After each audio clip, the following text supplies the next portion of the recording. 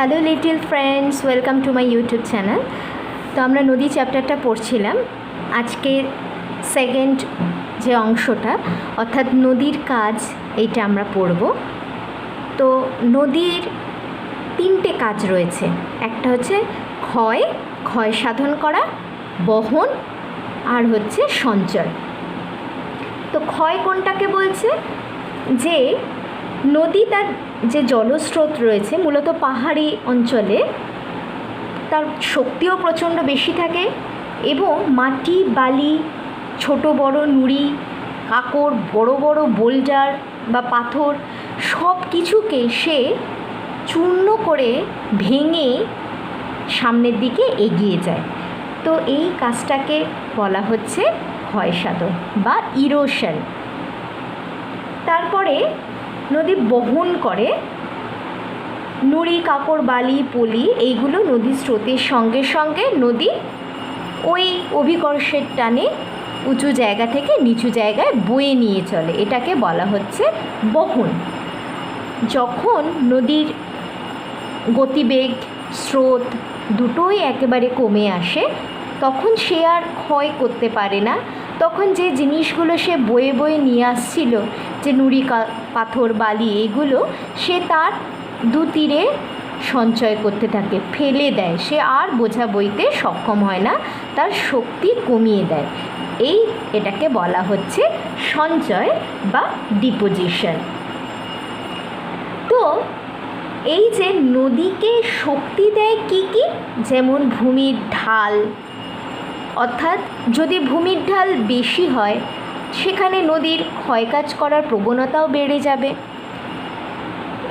নদীর ঢাল যদি কমে যায়, যেমন সমভূমি অঞ্চলে কিন্তু অতটা ক্ষয় করতে পারবে না যতটা সে পাহাড়ি অঞ্চলে সে ক্ষয় করে, তার কারণ সেখানে ভূমির ঢালটা বেশি। আবার একদম সমুদ্রের কাছাকাছি, মোহনার কাছে, সেখানে তো ক্ষয় করতেই পারে না নদী, খুব কম ক্ষয় করে। তো সেটা হচ্ছে ভূমির ঢালের উপর নির্ভর করছে। নদীতে জল কতটা রয়েছে তার উপর। যদি জলের পরিমাণ বেড়ে যায় তাহলে তার ক্ষয় করার ক্ষমতাও বেড়ে যাবে। তারপরে হচ্ছে জলের গতিবেগ। খুব জলের গতিবেগ যদি বেশি হয় তাহলেও সে বেশি করে ক্ষয় করতে পারবে। তাহলে এগুলো হচ্ছে নদীকে শক্তি দিচ্ছে। এবং এই শক্তি দিয়ে নদী কী কী কাজ করে? যেমন যে পদার্থগুলো সে ক্ষয় করলো সেগুলোকে এগিয়ে যাবে, সেগুলোকে ক্ষয় করে সেগুলোকে বহন করে এগিয়ে যাবে, সমস্ত বাধা অতিক্রম করবে। নিচের দিকেও ক্ষয় করে নদী, পাশের দিকেও ক্ষয় করে। যে চ্যানেলের মধ্যে দিয়ে নদীটা প্রবাহিত হচ্ছে, অর্থাৎ নদী খাতের পাশের দিকটা অঞ্চল, মনে করো আগের দিনের আমরা পড়েছিলাম নদী খাত কাকে বলে। নদী খাতের পাশে এবং দুপাশে এবং নিচে দুই দিকেই নদী কিন্তু ক্ষয় করে এবং বিভিন্ন প্রকার ভূমিরূপ আমরা নদীর ক্ষয়ের কার্যের ফলে দেখতে পাই। এবং যত বহির্জাত শক্তি আর রয়েছে ভূপৃষ্ঠের উপর কাজ করছে, তাদের মধ্যে সবচেয়ে বেশি কাজ কিন্তু নদীই করে। তার মানে তোমরা দেখলে যে নদী যৌবন যখন থাকে তখন সে কিন্তু খুব ক্ষয় করে, এবং নদী যখন একদম শেষ স্টেজে পৌঁছে যায় তখন সে সঞ্চয়ের কাজটা বেশি করে। তার মানে নদীর শক্তি যদি বেশি থাকে তাহলে সে ক্ষয় বেশি করবে, বহনও করবে তার সাথে সাথে। এবং নদীর শক্তি যখন কমে আসবে তখন সে আর ক্ষয় করতে পারবে না, তখন সে বেশিরভাগটাই সঞ্চয় করবে। এবার আমরা চলে আসি, তিনটে ধাপ রয়েছে, তিনটে পর্যায় রয়েছে স্টেজেস অফ রিভার। সেটা হচ্ছে উচ্চ প্রবাহ, মধ্য প্রবাহ এবং নিম্ন প্রবাহ। নদীর এই তিনটে প্রবাহ দেখা যায় এখানে। তোমরা ছবিটাতে লক্ষ্য করো, 1, 2, 3 দিয়ে এখানে দেওয়া রয়েছে।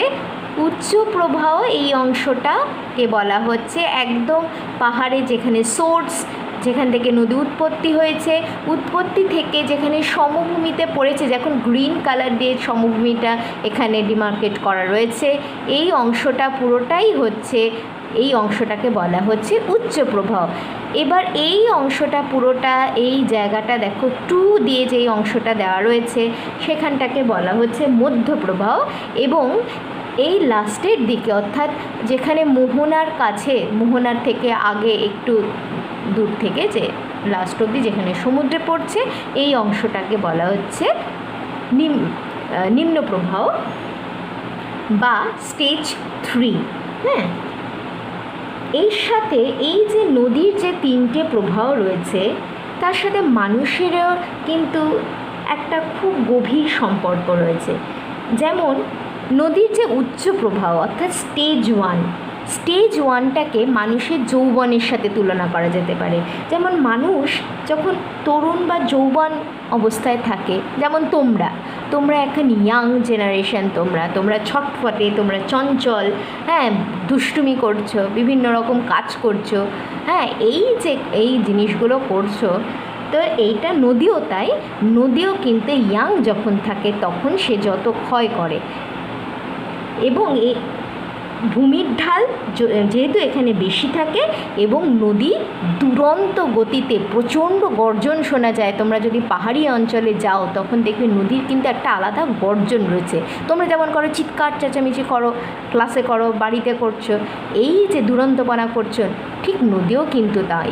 নদীও কিন্তু তার ছোটোবেলাটা, অর্থাৎ এই স্টেজ 1 যেটা, তখন কিন্তু প্রচণ্ড তার শক্তি থাকে, সে প্রচণ্ড তীব্র গতিতে সে এগিয়ে চলে এবং প্রচণ্ড ক্ষয় করতে থাকে। তাহলে এটাকে বলা হচ্ছে যৌবন পর্যায় নদীর উচ্চ প্রবাহ। এরপরে নদী একটু পরিণত হয়ে যায়, যেমন হচ্ছে মানুষও যেমন পরিণত হয়ে যায়, নদীও কিন্তু পরিণত হয়ে যায়। তখন সে অনেক শান্ত হয়ে যায়। তোমরা শুনে থাকবে যে মা বাবারা যখন তোমাদেরকে নিয়ে অন্যদের কাছে নালিশ করে যে ও ভীষণ দুষ্টু, তখন যারা দিদারা দাদুরা যারা রয়েছেন তারা কি বলেন, হ্যাঁ ও বড় হলে শান্ত হয়ে যাবে, এরকম বলে। তার মানে কি, নদীও কিন্তু যখন এই যৌবন অবস্থাটা চলে আসে, যখন সে পরিণত হয়ে যায়, তখন সে কিন্তু অনেক শান্ত হয়ে যায়, ধীর প্রকৃতির হয়ে যায়, এবং তার নদীর ঢাল কমে আসে, নদীর সেই রকম আর ক্ষয় করার ক্ষমতা থাকে না, কারণ সে পুরোটাই সমভূমির উপর দিয়ে প্রবাহিত হচ্ছে। তখন কিন্তু এই পাহাড়ের মধ্যে যে পাহাড়ের ঢাল বেশি থাকে, কিন্তু এখানে কিন্তু ঢালটা অনেকটা কমে যাচ্ছে এবং তার গতিবেগও কমে আসছে, এবং সে তখন বহন করে এবং অল্প অল্প ক্ষয় করে। এবার লাস্ট স্টেজ অর্থাৎ স্টেজ নাম্বার 3 যেটা, এই অংশটা কিন্তু একদম বার্ধক্য পর্যায়ে চলে আসছে। অর্থাৎ নদী তার মানে মানুষ বার্ধক্য পর্যায়ে কি হয়, তার কর্মক্ষমতা পুরোটাই বা অনেকাংশেটাই কমে যায়। সেই রকমভাবে নদী খুবই ধীর গতিতে, শান্ত গতিতে এগিয়ে চলে এবং নদীর উপত্যকাটা চওড়া হতে থাকে।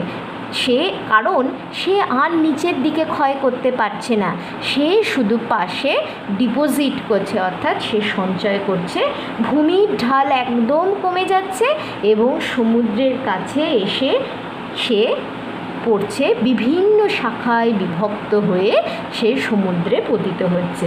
তাহলে এটা হচ্ছে জীবন প্রবাহ যেমন বলা হয়, তেমনি এখানে গিয়ে সমুদ্রে গিয়ে নদী শেষ হয়ে যাচ্ছে মোহনাতে গিয়ে। তাহলে এটা হচ্ছে মানুষের জীবনের সাথে নদীর এই 3টে স্টেজের তুলনা করা যেতে পারে। এবার এই যে 3টে স্টেজ, এই প্রত্যেকটা স্টেজে নদীর যে ভূমিরূপগুলো তৈরি করে সেগুলো আমাদের জানতে হবে। তাহলে স্টেজ 1-এ যে ভূমিরূপটা রয়েছে, অর্থাৎ স্টেজ 1 হচ্ছে নদীর বেশি উচ্চ প্রবাহে ক্ষয় করছে প্রচণ্ড, এবং এই নদীর ক্ষয়কার্যের ফলে কি কি ভূমিরূপ তৈরি হচ্ছে সেগুলো আমরা পড়ব। তো তোমাদের ফার্স্টে রয়েছে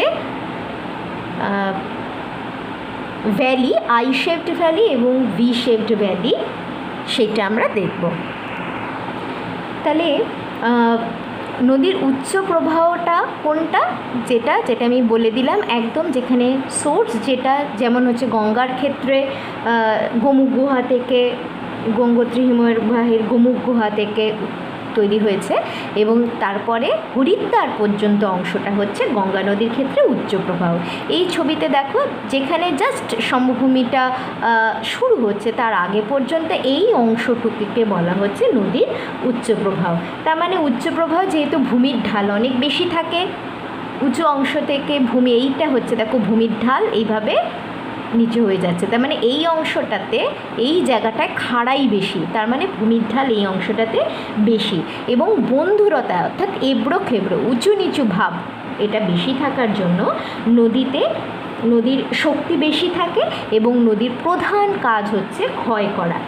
এবং এই ক্ষেত্রে কী হচ্ছে, বড় বড় পাথর বোল্ডার, সেইগুলোকে ভেঙে সে অগ্রসর হতে থাকে।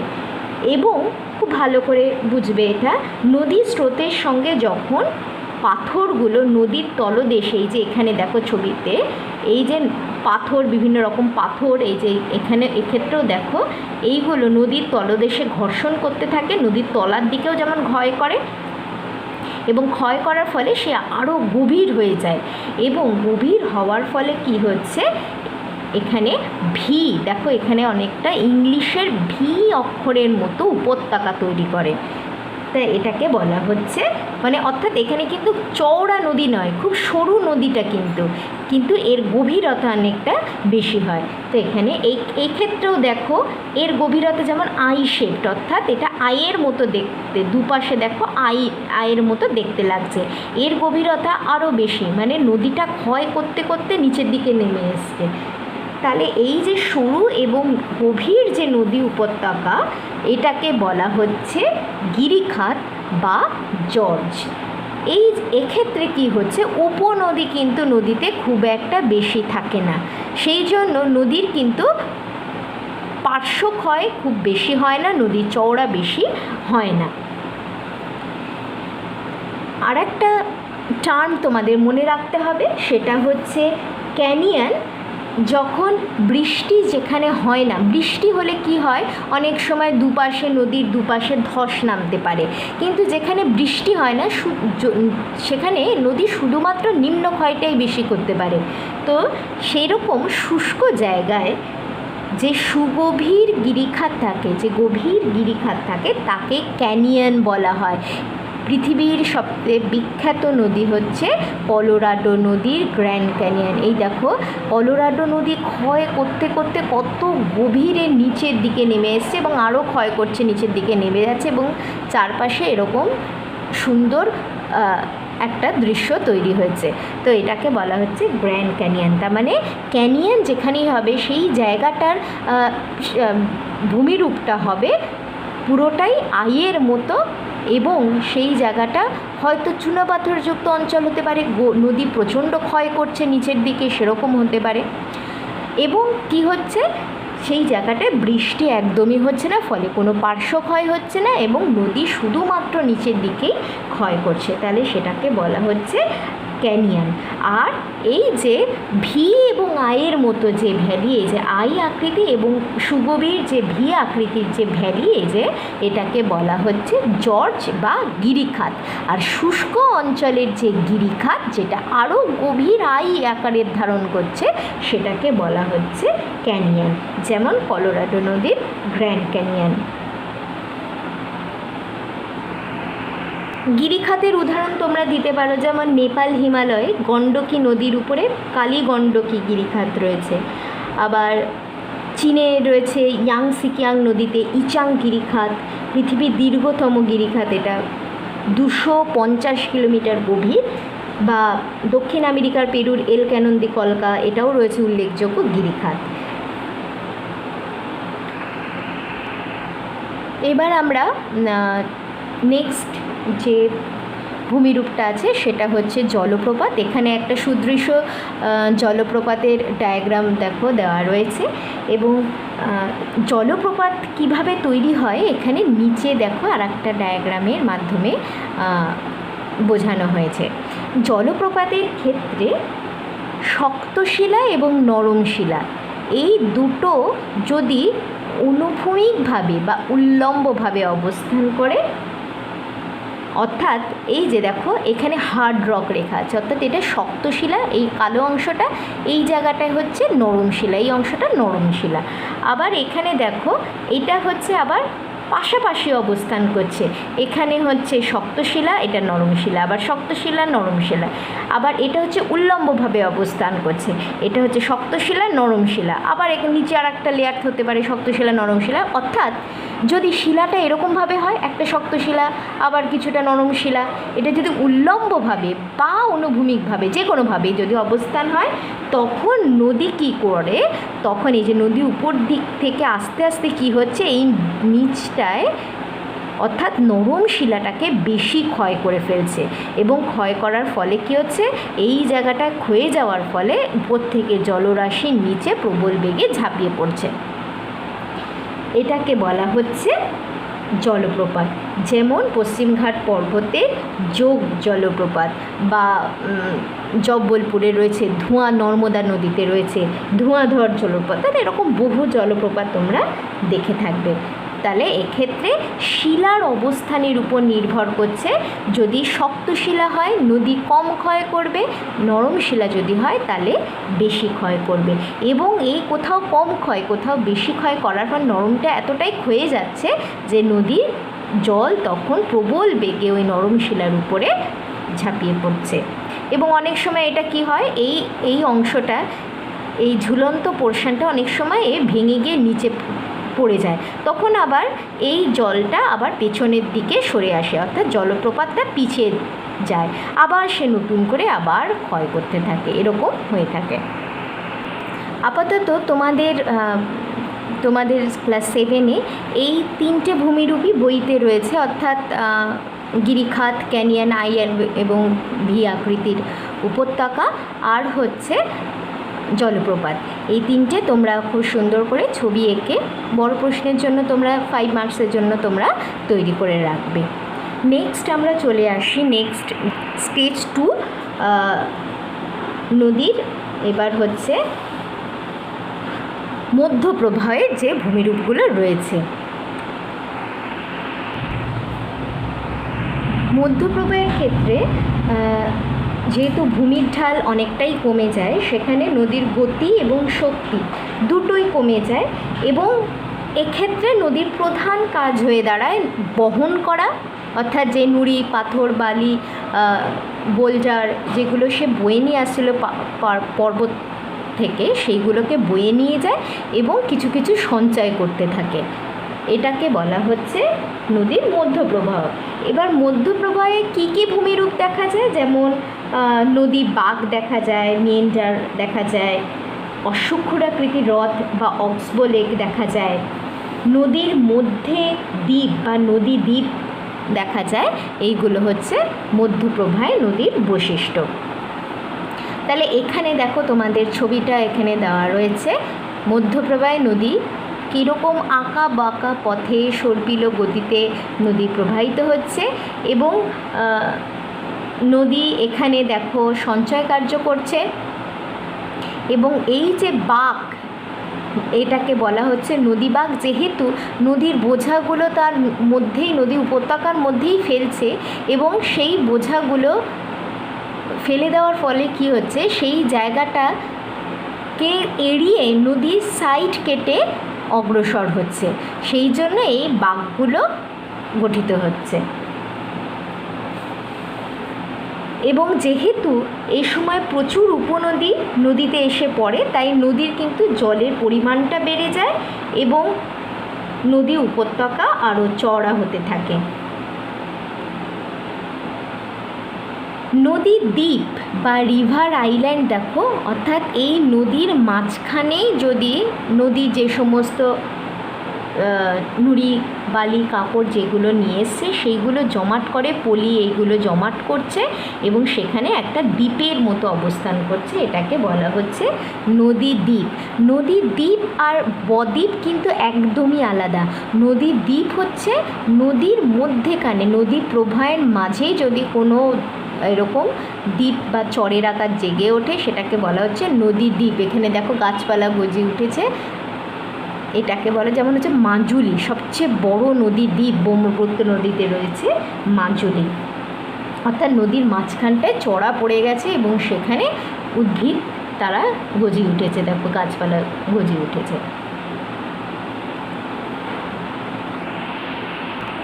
এবার দেখো তোমাদের যেটা রয়েছে যে মিয়েন্ডার, এই যে মিয়েন্ডার, যেটা মিয়েন্ড্রস বলে একটা নদী ছিল, তুরস্কের নদী রয়েছে, সেখান থেকে মিয়েন্ডার নামটা এসছে। তো এই যে মিয়েন্ডারটা তৈরি হচ্ছে কি করে, যদি আমি কোনো একটা নদী বাঁককে, এই যে ধরো আমি এই অংশটাকে আমি একটুখানি বড় করে আমি দেখছি, এই যে এইটা হচ্ছে অক্সবো লেক তৈরি হচ্ছে, হ্যাঁ, এই কি করে মিয়েন্ডার থেকে অক্সবো লেকটা তৈরি হচ্ছে সেটা আমি এখানে বড় করে দেখছি। ধরো এইটা হচ্ছে নদী বাঁক,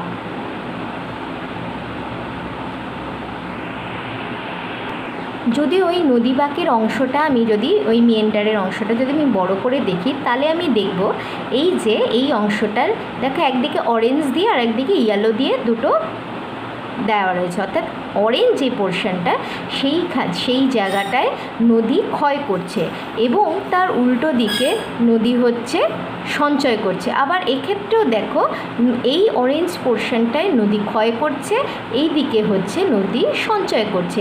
এইভাবে নদীটা কিন্তু এরকমভাবে এগোতে থাকে। নদীর যে জলস্রোত নদী পাড়ের একদিকে, তোমরা যদি দেখো মাতলা ব্রিজের উপরে দাঁড়িয়েও কিন্তু তোমরা দেখতে পারো যে একদিকটায় ভাঙছে আর এক দিকটায় গড়ছে, হ্যাঁ, একদিক থেকে খাড়া দেখা যাচ্ছে, খাড়া অংশ নদী পাড়ের, আর একদিকে হচ্ছে ঢালু অংশ দেখা যায় নদী বাঁকের ক্ষেত্রে।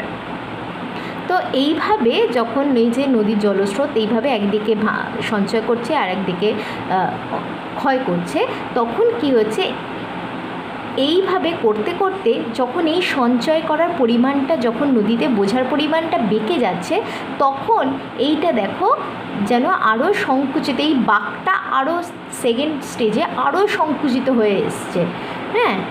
এবং সংকুচিত হওয়ার পরে কি হচ্ছে, যখন হঠাৎ করে এই নদীতে যখন জল চলে আসছে, তখন নদী আর এতটা ঘুরে না গিয়ে নদী সোজা পথে অগ্রসর হচ্ছে। আর এই যে বাঁকের যে অংশটা সে আলাদা ঘোড়ার খুরের মতো, অশ্বক্ষুরাকৃতির রথ যেটা বলছে, আলাদাভাবে পড়ে রয়েছে।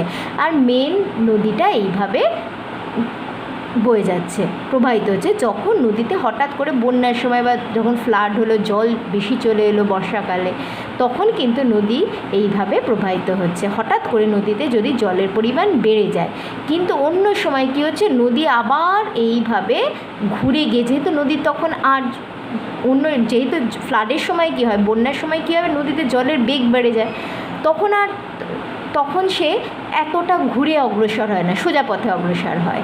আর অন্য সময় কী হচ্ছে, নদী এরকম এঁকে বেঁকে এইভাবে, তখন সে আবার পুনরায় আগে যেরকম বাঁক নিয়ে প্রবাহিত হচ্ছিল সেরকমভাবে প্রবাহিত হয়। তাই এটাকে বলা হচ্ছে অশ্বক্ষুরাকৃতি হ্রদ বা অক্সবো লেক। আর নদী বাঁক তৈরি কেন হচ্ছে, তার কারণ নদীতে বোঝার পরিমাণ বেড়ে যাচ্ছে এবং নদী তার মধ্যেখানে, নদী উপত্যকার মাঝখানে দুপাশে সে তার বোঝাটাকে ফেলে দিচ্ছে, সে সঞ্চয় করছে এবং সেই বোঝাটাকে সে অতিক্রম করতে না পেরে পাশ কাটিয়ে এঁকে বেঁকে চলে যাচ্ছে। তাই জন্য মিয়েন্ডার তৈরি হচ্ছে। তাহলে আশা করি তোমরা বুঝতে পারছো যে মিয়েন্ডার কেন তৈরি হলো আর অক্সবো লেক কেন তৈরি হলো। গঙ্গা এবং তার বিভিন্ন উপনদী, যেমন হচ্ছে গোমতী, ঘরঘরা, রামগঙ্গা, হুগলি, প্রত্যেকটা নদীতেই তোমরা যদি কেউ নদিয়া মুর্শিদাবাদে যাও, তোমরা প্রচুর পরিমাণে এরকম মিয়েন্ডার, অক্সবো লেক তোমরা দেখতে পাবে। তাহলে উদাহরণ হিসাবে তোমরা সেটা কিন্তু লিখতে পারো। তাহলে এই অবধি হচ্ছে আমাদের নদীর মধ্যপ্রবাহ এবং তার ফলে গঠিত ভূমিরূপগুলো হয়ে গেল। এবং আরেকটা জিনিস মনে রাখবে যে সব নদীতে কিন্তু এরকম তিনটে স্টেজ এরকম দেখা যায় না। যেমন গঙ্গা নদীতে যেমন খুব স্পষ্টভাবে এই তিনটে স্টেজ, অর্থাৎ উচ্চপ্রবাহ, মধ্যপ্রবাহ, নিম্নপ্রবাহ দেখা যায় বলে গঙ্গা নদীকে আদর্শ নদী বলা হয়। কিন্তু সব নদীতে এই তিনটে প্রবাহ নাও থাকতে পারে। আচ্ছা, নেক্সটে আমি তোমাদের নিম্নপ্রবাহটা পড়াবো। তাহলে আজকে এ পর্যন্তই থাক।